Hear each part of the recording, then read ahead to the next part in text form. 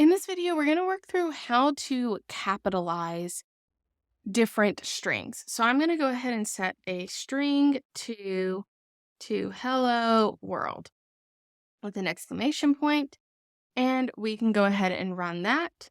And then to capitalize this, so if I wanted all of this capital letters, we can say to upper X. And when I run this, you can see that I get all capital letters out.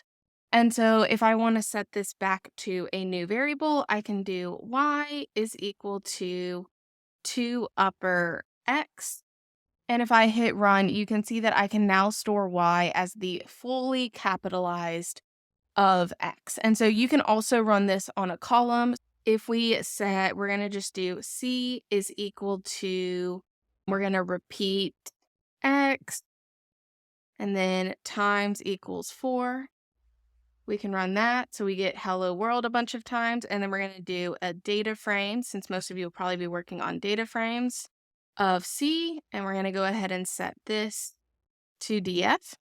So if we run this, we get this data frame here. And if we look at it, it's just a bunch of hello world. So what we can do is say df. We're going to just create a new column here as y. And we're going to say to upper of C.